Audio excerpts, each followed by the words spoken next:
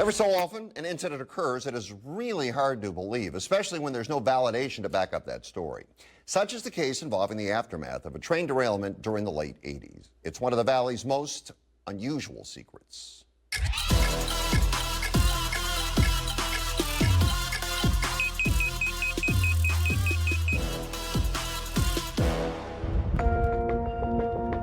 It was midnight, Saturday, August 23rd, 1986, along Interstate 10 about 5 miles north of Palm Springs, where 36 cars of a Southern Pacific freight train derailed.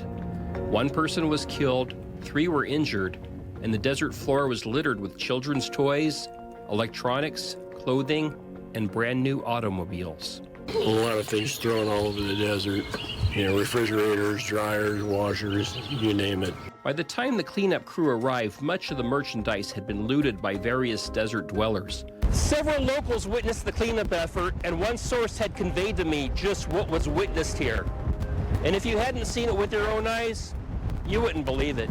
Now, this derailment happened adjacent to the property owned by the late Bob Miner, best known as the creator of the iconic VW spider sculpture, which is seen when entering Palm Springs. According to a story Bob had recounted, bulldozers dug a large trench, and one train car was lowered into that trench and buried. And the alleged merchandise that it contained? Well, that's a story that Bob shared with his good friend, Rick Grissom. There's a carload of Yugos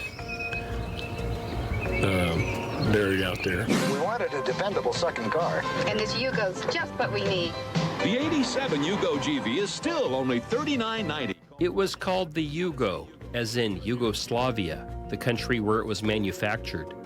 These were subcompact hatchbacks that were famously marketed under $4,000. And a train car full of them that was en route to Chicago supposedly ended up here, with these cars claiming the Palm Springs Underground as their final resting place. For Desert in a Minute, this is NBC Palm Springs historian Steve Sumrall.